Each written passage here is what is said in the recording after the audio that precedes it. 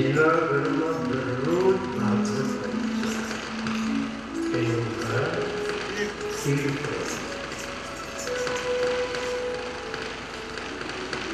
અને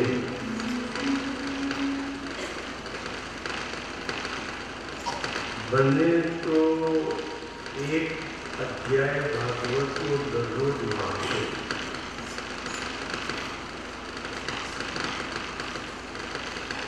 એક ભાગવત વાંચવાનો સમય ન મળે તો દરરોજ એક ભાગવતનો શ્લોક. અમુક ભાગવતના શ્લોકો તમને આવડે જ છે.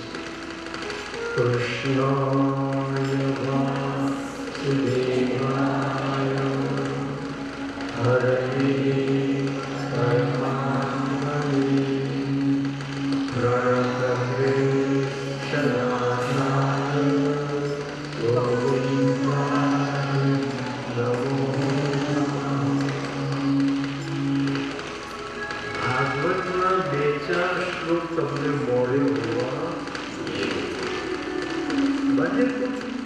દરરોજ ભાગવત એક શ્લોક બોલો. અહીં તો લખ્યું છે એક ના બોલો તો અડધો શ્લોક બોલો, 5 શ્લોકો બોલો. જીવનમાં એક પણ દિવસ એવો નહીં હોવો જોઈએ જે દિવસે તમે ભાગવતનો પાઠ કર્યો, એક અધ્યાય વાંચો, એક અધ્યાય ના ભાવે એક શ્લોક બોલો, એક શ્લોક ન ભાવે અડધો, અડધો ન ભાવે 5. ભાગવતને જીવનમાંથી છોડશો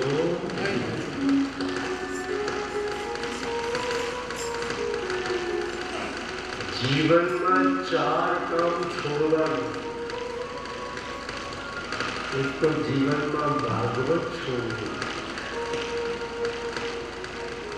ચૈતન્ય મહાપ્રભુ ભાગવતજીનો પાઠ કર્યા વગર ભોજન પણ કરતા. બીજું, ભગવાનને યાદ કરવાનું છોડશો.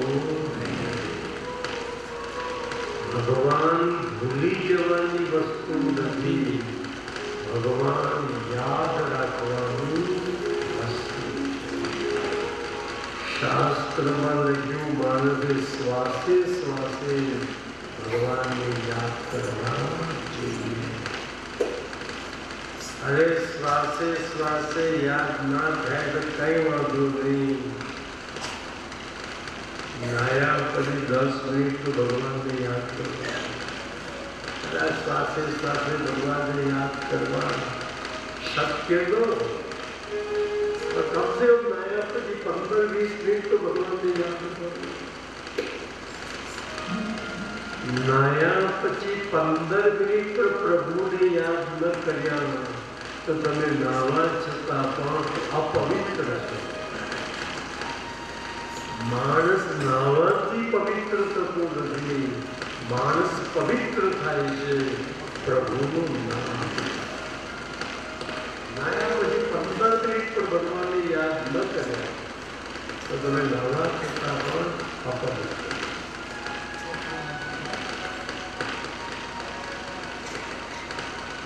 એક કાકા તો મને કે શાસ્ત્રીજી તમે 15 મિનિટની ક્યાં વાત કરો છો, મારે તો સેવામાં 2 કલાક જોઈએ છે.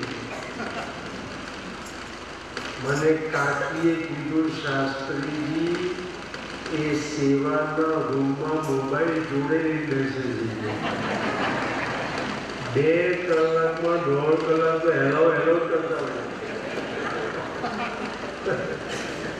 2 કલાક બિઝનેસના બધા ફોન સેવાના રૂમમાંથી કરવાના. અને આખા કામમાં ઢંઢેરો પીતા કે મારે દરરોજ 2 કલાક સેવામાં જોઈએ છે તો 2 કલાકમાં 1.5 કલાક હેલો હેલો જાય ત્યાં તરફ કર્યું પણ નથી. તો લોકો આવા શૈતાન થઈ ગયા. ત્રીજું કામ બને તો દરરોજ તુલસીજીમાં જલ. જેના ઘર આગળ તુલસીનો છોડ નથી એને હિન્દુ કહેવાય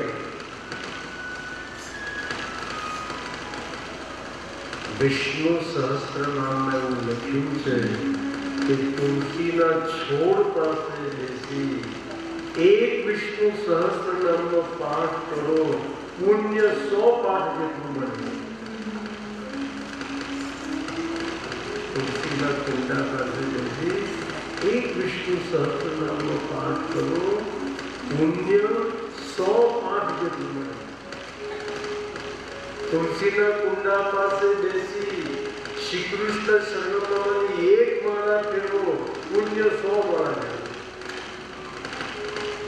કમ સે કમ ગળામાં તુલસીની 2 કંઠી તો પહેરો. વૈષ્ણવ પરિવારમાં જન્મ્યા છો, ગળામાં કમ સે કમ તુલસીની 2 કંઠી પહેરવાની આદત રાખો.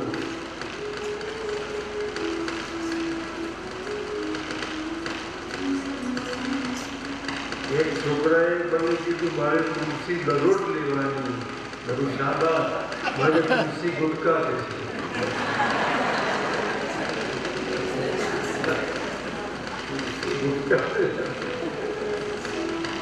તો એનું નામ તુલસી કેમ?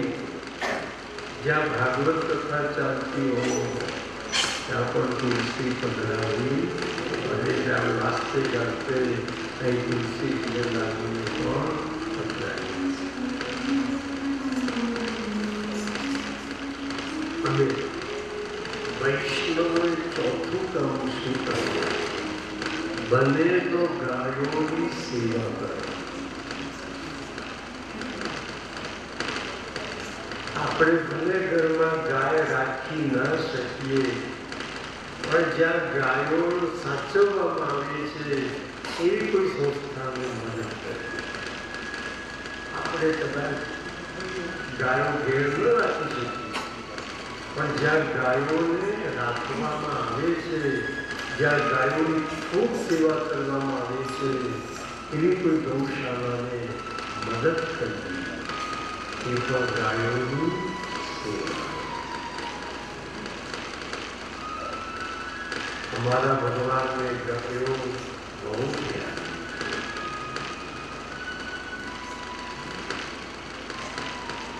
ગાયનું દૂધ આપવું, ગાયનું દૂધ પીએ એની બુદ્ધિ પર પાતળી. ભેંસનું દૂધ જાડું, પણ ભેંસનું દૂધ પીએ એની બુદ્ધિ પર જાડી. ઘણા જાડી ચામડી ના હોય, ઘણા જાડી બુદ્ધિ નહીં હોય. અને વડોદરાની બાજુમાં ખેડા જિલ્લો જેને ચરોતર, અને ચરોતરના પટેલો ભેંસને ડોબું કે ડોબું, એ ડોબાનું દૂધ પીને આપણે બધા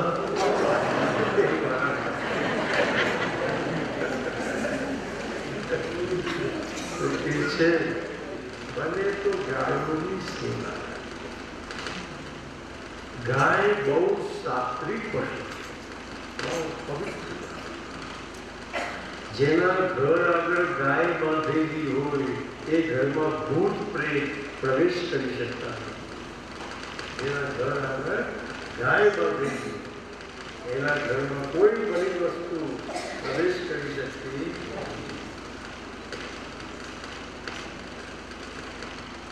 તો પછી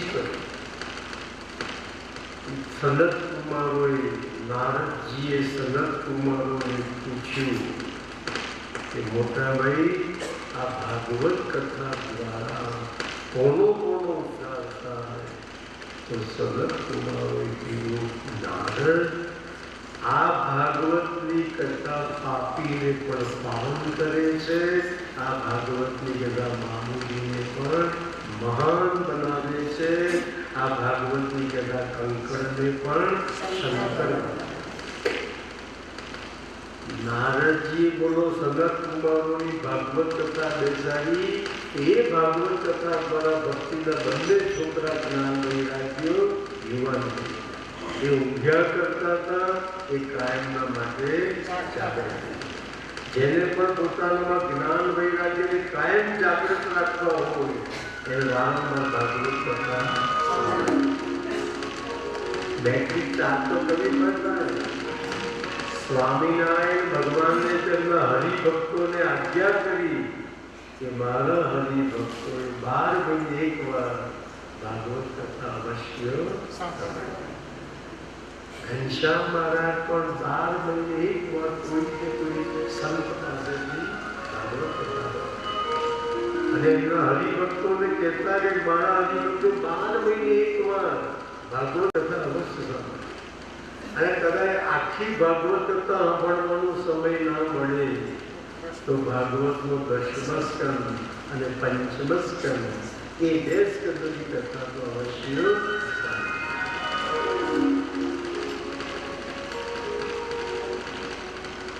સ્વામિનારાયણ સંપ્રદાયમાં સરસ ઘટના ઘટી.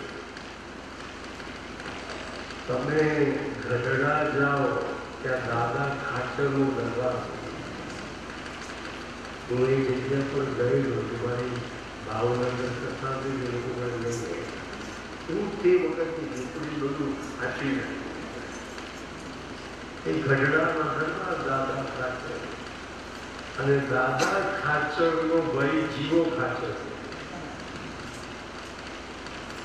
એ ગઢડાના દરબાર ઘરમાં જીવા ખાચરે ભગવત સત્તા બેઠ. 7 દિવસની કથા પૂરી થઈ. મહારાજને દક્ષિણા આપી દીધી. અને જેવા મહારાજ ઉઠીને ઊભા થવા જાય અને જીવા ખાચરે કથાકાર મહારાજના ચરણ પકડ્યા કે મને ભાગવત સાંભળીને તૃપ્તિ થઈ નથી. પોતી અહીં જ રહેવા દો. કાલથી ફરીથી ભાગવત કથા. પછી બીજા દિવસે એ વ્યાસપીઠ પર ફરીથી ભાગવત કથા. 7મા દિવસે કથા પૂરી થઈ. પાછી મહારાજે દક્ષિણા ચૂકવાઈ ગઈ અને કથાકાર પોથી લેવા જાય તો જીવા ખાચરે ચરણ પકડ્યા. કથા સાંભળી પણ તૃપ્તિ નથી થઈ. મોતી અહીં જ રહેવા દો. કાલથી ફરીથી ભાગવત કથા શરૂ કરજો. આમ એકની એક વ્યાસપીઠ ઉપર નોન સ્ટોપ જીવા ખાચરે 7 વાર ભાગવત કથા. અને 7મી વારની ભાગવત કથા જે દિવસે પૂરી થવાની હતી એ દિવસે સૌથી પહેલી વાર ગઢડા ગામમાં ભગવાન સ્વામિનારાયણ અને ભગવાન સ્વામિનારાયણે એમને ખબર પડી કે ગઢડાના દરબારમાં ભાગવત કથા ચાલે છે. તેમને માણસ દોડાયો કે ભાઈ કહેજો મારા આવતા પહેલા ભાગવત કથાની પૂર્ણાહુતિ ના કરશો. મારે ભાગવતજીના દર્શન કરવા. અને કથાની પૂર્ણાહુતિ તેમને સૌથી પહેલી વાર ગઢડા ગામમાં અને દાદા ખાચરના દરબારમાં ભગવાન સ્વામિનારાયણના પગલા થયા. કોઈએ જીવા ખાચરને તો તું ગાંડો થયો છે, તારું ચસકી ગયું છે. એકની વ્યાસપીઠ પર તે 7 ભાગવત કથા સાંભળી. ત્યાં 7 ભાગવત કથા સાંભળી તને શું મળ્યું? જીવો ખાચર બોલ્યો 7મી કથા એ ભગવાન સામે ચાલી મારા દરબાર ને 7 વાર ભાગવત કથા સાંભળી મને શું મળ્યું? તો 7મી કથા વખતે સામે ચાલીને ભગવાન મારા કથા મંડપમાં બોલાવ્યા. મને ભાગવત કથાનું ફળ મળી ગયું.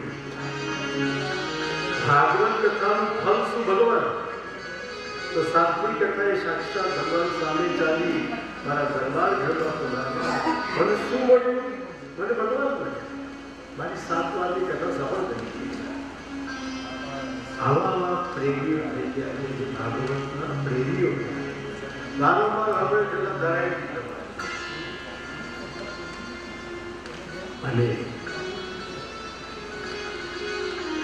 સનત કુમારોએ નારદજીને કહ્યું કે ભાગવતની કથા પાપીને પણ પાવન કરે.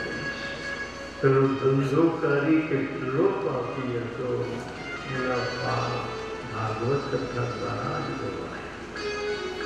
ધંધુકારી સાઉથ ઇન્ડિયન બ્રાહ્મણ,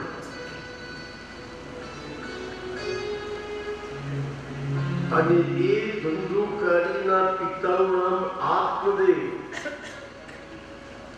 એ આત્મદેવ બ્રાહ્મણ બહુ ધનવાન, બહુ વિદ્વાન.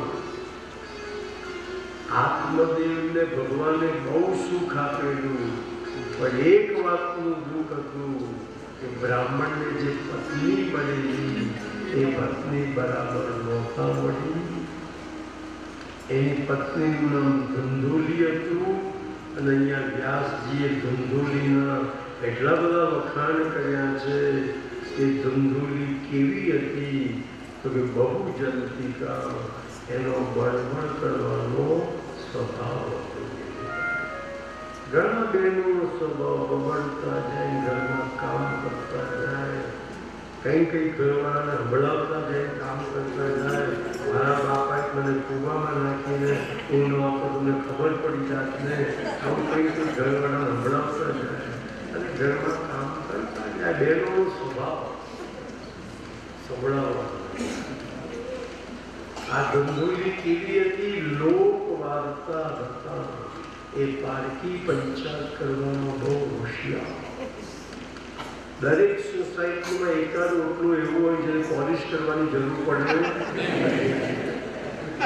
એ ઓટલામાં બધી સોસાયટી બહેનો ભેગી થતી હોય અને પોલિશ કરી જ નાખે, કરાવવાની જરૂર પડે નહીં. એક ભાઈએ મને પૂછ્યું, શાસ્ત્રીજી આ બહેનો કયા મહિનામાં ઓછું બોલે? ને હું ફેબ્રુઆરી મહિનામાં. હા, 28 હતી.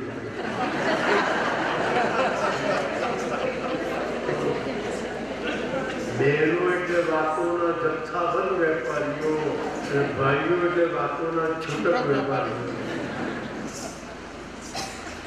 આ ધંધુલી કેવી કલહ પ્રિયા, એને ઝઘડો કરવો તો બહુ ગમે. વાતમાં પડોશી સાથે ઝઘડે, અને ઝઘડવા માટે કોઈ ના મળે તો ઘરવાળું તો થઈ એની સાથે ઝઘડવાનું, પણ ઝઘડવાનું તો ખરું છે. બ્રાહ્મણને પત્ની બરાબર નહોતા મળી એનું વિચારવાનું બહુ દુઃખ હતું. એક કાકાને પણ પત્ની બરાબર નહોતા મળી. દરરોજ કાકી સાથે ઝઘડા, દરરોજ કાકી સાથે ઝઘડા. એક દિવસ કાકાને જોઉં, લાવ મારાને કાકીના જન્માક્ષર જ્યોતિષીને બતાવો કે અમારા બેના ગ્રહો મળે છે કે નહીં. આ વાતમાં ઝઘડા કેમ જાય? ખરેખર તો જન્માક્ષર લગ્ન પહેલા મેળવવાના હોય.